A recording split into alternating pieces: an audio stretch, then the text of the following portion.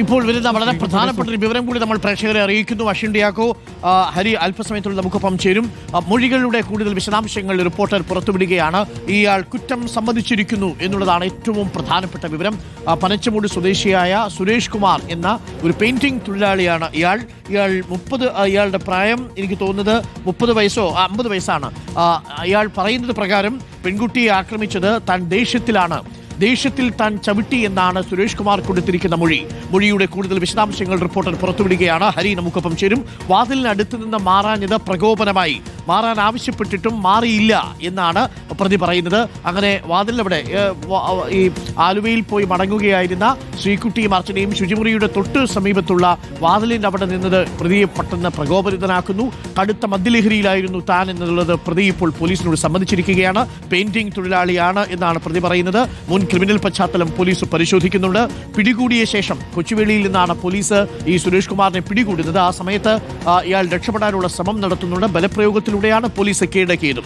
തിരിച്ചറിയൽ പരേഡും വൈദ്യപരിശോധനയും അല്പസമയത്തിനുള്ളിൽ നടക്കും. പ്രതിയുടെ കുടുംബത്തെ കണ്ടെത്താനുള്ള ശ്രമവും ഇപ്പോൾ നടക്കുന്നുണ്ട്. പനച്ചമൂട് സ്വദേശിയാണെന്നാണ് മനസ്സിലാക്കുന്നത്. 50 വയസ്സാണ് ഇയാളുടെ പ്രായം. സുരേഷ് കുമാർ കൂടുതൽ മൊഴിയുടെ വിശദാംശങ്ങൾ നമുക്ക് ലഭിക്കുന്നു. TV പ്രസാദ്, ഇപ്പോൾ മൊഴിയുടെ വിശദാംശങ്ങളാണ് നമ്മൾ പുറത്തുവിടുന്നത്. പ്രതി കുറ്റം സമ്മതിച്ചിരിക്കുന്നു. ഈ കൃത്യം ചെയ്തത് പ്രകോപനത്തിലാണ്, മദ്യലഹരിയിലായിരുന്നു താൻ. വാതിൽ നിന്നിരുന്ന ഈ സോനുവിനെ അഥവാ ശ്രീകുട്ടിയെ നടുവിൽ ചവിട്ടി പുറത്തേക്കിടുകയായിരുന്നു തുടങ്ങിയ കാര്യങ്ങൾ ഇപ്പോൾ പോലീസിനോട് സമ്മതിച്ചിട്ടുണ്ട്. എന്താണ് കൂടുതൽ വിവരങ്ങൾ? TV പ്രസാദ്. മാറാൻ പറഞ്ഞിട്ടും അവിടെ നിന്ന് മാറിയില്ല, അതുകൊണ്ട് ആ മദ്യലഹരിയിൽ ചെയ്തു പോയതാണ് എന്നാണ് പ്രതി പോലീസിനോട് വിശദീകരിക്കുന്നത്. നമ്മൾ പറഞ്ഞതുപോലെ തന്നെയാണ് ആ നടുവിനാണ് ചവിട്ടിയത് എന്നുള്ളതാണ് പോലീസിന് നൽകിയിരിക്കുന്ന മൊഴി. ആ മദ്യലഹരിയിലായിരുന്നു, അവിടെ നിന്ന് പെൺകുട്ടിയോട് മാറാൻ പറഞ്ഞു. പക്ഷെ പെൺകുട്ടി അവിടെ നിന്ന് മാറിയില്ല. സ്വാഭാവികമായി വർക്കല കഴിഞ്ഞാൽ അടുത്ത സ്റ്റേഷൻ എന്ന നിലയിൽ തിരുവനന്തപുരത്ത് ആ രീതിയിലായിരിക്കും ഒരുപക്ഷെ വാതിലിനടുത്ത് നിന്നിട്ടുമുണ്ടാവുക. എന്തായാലും പ്രതി മാറാൻ ആവശ്യപ്പെട്ടു, മാറിയില്ല. അതിൻ്റെ ദേഷ്യത്തിൽ ചവിട്ടി എന്നാണ് പറയുന്നത്. പനച്ചമൂട് പ്രദേശത്ത് പോലീസ് ബന്ധപ്പെടുന്നുണ്ട്. ഞാൻ നേരത്തെ പറഞ്ഞതുപോലെ പെയിന്റിംഗ് തൊഴിലാളിയാണ് എന്നാണ് പോലീസിന് കിട്ടിയ പ്രാഥമിക വിവരം. മറ്റ് കേസുകളെക്കുറിച്ചോ ക്രിമിനൽ പശ്ചാത്തലത്തെക്കുറിച്ചോ പോലീസ് കൂടുതൽ അന്വേഷിച്ച് വരികയാണ്.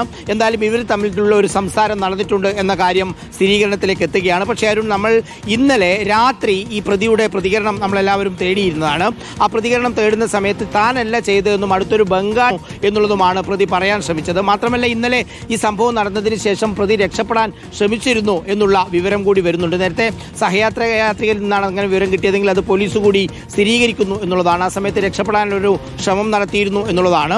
ഒരു ക്രിമിനൽ ബാക്ക്ഗ്രൗണ്ടും ഇല്ലാത്ത ഒരാൾക്ക് ഇങ്ങനെ ചെയ്യാൻ പറ്റുമോ എന്ന ചോദ്യവും വളരെ സജീവമായി തന്നെ ഉയരുന്നുണ്ട്. എന്തായാലും പെൺകുട്ടിയുടെ കൂടെയുള്ളയാൾ അന്വേഷണത്തെ നന്നായിട്ട് സഹകരിക്കുന്നുണ്ട്. അതുകൊണ്ട് തന്നെ എല്ലാ വിവരങ്ങളും ഇതിനകം തന്നെ പോലീസ് ശേഖരിച്ച് കഴിഞ്ഞിട്ടുമുണ്ട്. ആ കുറ്റം സംഭവിച്ചത് കൊണ്ട് തന്നെ അതിൻ്റെ നടപടികളിലേക്ക് ഇപ്പോൾ മറ്റ് നടപടികളിലേക്ക് പോലീസ് കടക്കും. എന്തായാലും ആ പ്രതിയുടെ മൊഴിയിൽ നിന്ന് മനസ്സിലാകുന്നത് അതിഭീകരമായ കുറ്റകൃത്യം തന്നെയാണ് ഉണ്ടായിരിക്കുന്നത് എന്നുള്ളത്. ഹരിമോഹൻ കൂടിയുണ്ട്. ഹരിമോഹൻ, ഇപ്പോൾ മൊഴിയുടെ വിശദാംശങ്ങൾ നമ്മൾ പ്രേക്ഷകരുമായി പങ്കുവയ്ക്കുന്നത് ഈ പെൺകുട്ടികളുമായി യാതൊരു മുൻപരിചയവും ഈ ആക്രമിക്കില്ല, ഈ സുരേഷ് കുമാറിനില്ല. ഇയാൾ കോട്ടയത്ത് നിന്നാണ് കയറിയത്. ഇയാൾ ഒരു പെയിന്റിംഗ് തൊഴിലാളിയാണ് എന്നാണ് നമുക്ക് ലഭിക്കുന്ന വിവരം. ഇയാൾ ഇതെങ്ങനെയാണ് സംഭവിച്ചത് എന്ന് പോലീസിനോട് കൃത്യമായി സമ്മതിച്ചിട്ടുണ്ട്, അല്ലേ ഹരി? തീർച്ചയായിട്ടും അരുൺ, ഇപ്പോൾ പ്രതിയുടെ മൊഴി പുറത്തു വരുന്നത് പ്രകാരം കോട്ടയത്ത് നിന്ന് ഇയാൾ പൂർണ്ണമായി മദ്യപിച്ച ശേഷം, അതായത് മദ്യപിച്ച് റെയിൽവേ സ്റ്റേഷൻ വരെ മദ്യപിച്ചാണ് എത്തുന്നത്. കയ്യിൽ ആ സമയത്തൊക്കെ തന്നെ കുപ്പിയും ഉണ്ടായിരുന്നു. അതിനുശേഷം ആ കുപ്പി അവിടെ ഉപേക്ഷിച്ച ശേഷം ട്രെയിനിൽ കയറുകയായിരുന്നു എന്നുള്ളതാണ് പ്രതി തന്നെ പോലീസിനോട് പറഞ്ഞിട്ടുള്ളത്. പക്ഷേ ഈ ട്രെയിനിൽ വെച്ച് ഇയാളുടെ കയ്യിൽ കുപ്പി ഉണ്ടായിരുന്നു എന്നുള്ള സംശയം, അല്ലെങ്കിൽ മദ്യം ഉണ്ടായിരുന്നു എന്നുള്ള സംശയം പോലീസിനുണ്ട്. പക്ഷേ പരിശോധനയിൽ അങ്ങനെയൊന്നും കണ്ടെത്തിയിട്ടില്ലെങ്കിൽ പോലും ഇയാൾ പൂർണ്ണമായും മദ്യലഹരിയിലായിരുന്നു എന്നുള്ളതാണ് പോലീസ് കണ്ടെത്തിയിരിക്കുന്നത്. മാത്രമല്ല ഇയാൾ ഈ മൊഴി പ്രകാരം ഇയാൾ ട്രെയിനിൽ കയറുന്നു, ജനറൽ കമ്പാർട്ട്മെന്റിൽ കയറുന്നു. ഇയാൾ തുടക്കം മുതൽക്ക് ആ വാതിലിൽ, അതായത് ശുചിമുറിയുടെ സമീപത്തുള്ള വാതിലിലാണ് ഇയാൾ നിലയുറപ്പിച്ചിരുന്നത്. അവിടെ ഏറെ നേരം നിൽക്കുകയായിരുന്നു. അതിനുശേഷം ഈ ശുചിമുറിയിലേക്ക് ഇയാൾ പോകുന്ന സമയത്താണ് അവിടെ നിന്ന് ഇറങ്ങി വന്ന, അടുത്ത ശുചിമുറിയിൽ നിന്ന് ഇറങ്ങി വന്ന ഈ പെൺകുട്ടി ആ വാതിൽക്കൽ എത്തി നിൽക്കുന്നത്. അപ്പോൾ ഇയാൾ ശുചിമുറിയിൽ പോകുന്നു. ശുചിമുറിയിൽ നിന്ന് തിരിച്ചു വരുന്ന സമയത്താണ് ഈ കുട്ടി അവിടെ താൻ നിന്ന അതേ സ്ഥലത്ത് തന്നെ ഈ കുട്ടിയും നിൽക്കുന്നതായി പ്രതി കാണുന്നത്. അവിടെ നിന്ന് ഈ കുട്ടിയോട് മാറാൻ പ്രതി ആവശ്യം ആവശ്യപ്പെടുന്നു. പക്ഷെ മാറിയില്ല, താൻ അവിടെ തന്നെ നിൽക്കുമെന്നാണ് കുട്ടി പറഞ്ഞത്. പക്ഷേ താൻ പറഞ്ഞിട്ടും മാറാത്തതിനെ തുടർന്നുണ്ടായ ദേഷ്യമാണ്, ആ സമയത്തുണ്ടായ പ്രകോപനത്തിലാണ് കുട്ടിയുടെ പുറകിൽ ചവിട്ടിയതും കുട്ടി പുറത്തേക്ക് തെറിച്ചു വീണതും എന്നുള്ളതാണ് പ്രതി നൽകിയിരിക്കുന്ന മൊഴി. അതായത് ഒരു പരിചയവും ഈ രണ്ട് പെൺകുട്ടികളിൽ ആരെയും തന്നെ തനിക്ക് നേരത്തെ പരിചയം ഉണ്ടായിരുന്നില്ല, മുൻപരിചയം ഉണ്ടായിരുന്നില്ല.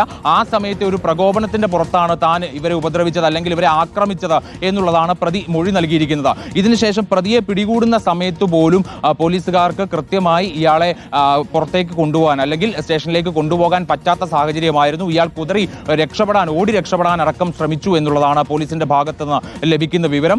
ഇയാളെ ഏറെ ശ്രമകരമായിട്ടാണ് ഈ പിടികൂടി ഈ ആദ്യം ആശുപത്രിയിലും പിന്നീട് സ്റ്റേഷനിലേക്കും കൊണ്ടുപോയത്. ഇന്നിപ്പോൾ തിരിച്ചറിയൽ പരേഡ് അടക്കം നടത്തിക്കൊണ്ട് ഈ കാര്യത്തിൽ ഒരു ഔദ്യോഗിക സ്ഥിരീകരണം നടത്തും. ഒപ്പം തന്നെ ഇപ്പോൾ നിലവിലുള്ള മൊഴികൾ, സാഹചര്യ തെളിവുകൾ എല്ലാം തന്നെ ഇയാൾക്കെതിരാണ്. ഇയാൾ കുറ്റം സമ്മതിച്ചിട്ടുമുണ്ട് എന്നുള്ളതാണ് റെയിൽവേ പോലീസിന് ലഭിക്കുന്ന വിവരം. ഓക്കെ, പ്രിയപ്പെട്ട പ്രേക്ഷകർ, എടുത്തു പറയേണ്ട 2-3 കാര്യങ്ങൾ. ഒന്ന്, ഈ പെൺകുട്ടിക്കൊപ്പം ആലുവയിൽ പഠനാവശ്യത്തിന് പോയി തിരിച്ച് മടങ്ങുകയായിരുന്ന ഈ ശ്രീകുട്ടി എന്ന സോനുവിനോടൊപ്പം സഞ്ചരിച്ചിരുന്ന അർച്ചന എന്ന പെൺകുട്ടിയുടെ ധൈര്യമാണ്. ആ പെൺകുട്ടിയെയും ഇയാൾ തള്ളി പുറത്തിടാൻ ശ്രമിച്ചിരുന്നു. പാതി ശരീരം ഈ തീവണ്ടിക്ക് പുറത്തു പോയിരുന്നു. പക്ഷേ ആ സമയത്തും ആ പെൺകുട്ടി ആ കമ്പിയിൽ പിടിച്ച് കിടന്നിരുന്നു.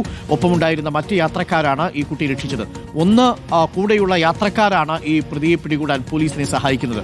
ഒന്ന്, ഈ പെൺകുട്ടിയോടൊപ്പം യാത്ര ചെയ്ത അർച്ചന, ഈ പെൺകുട്ടിക്കൊപ്പം കമ്പാർട്ട്മെന്റിൽ ഉണ്ടായിരുന്ന യാത്രക്കാർ. നമുക്ക് സൗമ്യയുടെ വധമൊക്കെ അറിയാവുന്നതാണ്. അന്ന് യാത്രക്കാർ സഹകരിക്കാതിരുന്നത്, അഥവാ അവരുടെ പാസീവ്നെസ് ആണ്, നിസ്സഹായാവസ്ഥയാണ് ആ കുഞ്ഞിന്റെ ജീവൻ എടുത്തത്, സൗമ്യയുടെ ജീവൻ എടുത്തത്. പക്ഷേ ഇവിടെ അങ്ങനെയല്ല. യാത്രക്കാർ ജനറൽ കമ്പാർട്ട്മെന്റിലുള്ള യാത്രക്കാർ ബഹളം വയ്ക്കുകയും അയാളെ കീഴ്പ്പെടുത്തുകയും രക്ഷപ്പെടാതിരിക്കാൻ വേണ്ടിയുള്ള ശ്രമം നടത്തുകയും ചെയ്തു എന്നുള്ളത് പ്രധാനപ്പെട്ട കാര്യം. അത് മറ്റൊരു മൂന്നാമത്തെ ഏറ്റവും പ്രധാനപ്പെട്ട കാര്യം, തൊട്ടു പിന്നാലെ മറ്റേ ട്രാക്കിലൂടെ വന്ന മെമു ട്രെയിൻ ഈ കുട്ടി കിടക്കുന്നത് കണ്ട് അവിടെ നിർത്തുകയും ആ കുട്ടിക്ക് ജീവനുണ്ടെന്ന് തിരിച്ചറിഞ്ഞ് മെമുവിൽ തന്നെ കയറ്റി വർക്കലയിലേക്ക് കൊണ്ടുപോവുകയും ചെയ്യാൻ ആ റെയിൽവേയിലെ മെമുവിലെ ജീവനക്കാർ കാണിച്ച മനോധൈര്യവും അവരുടെ ഒരു തയ്യാറും അതാണ് ഏറ്റവും പ്രധാനപ്പെട്ട കാര്യം. ആ നല്ല മനസ്സിന് നമ്മൾ ഒരിക്കൽ കൂടി നന്ദി പറയുന്നു.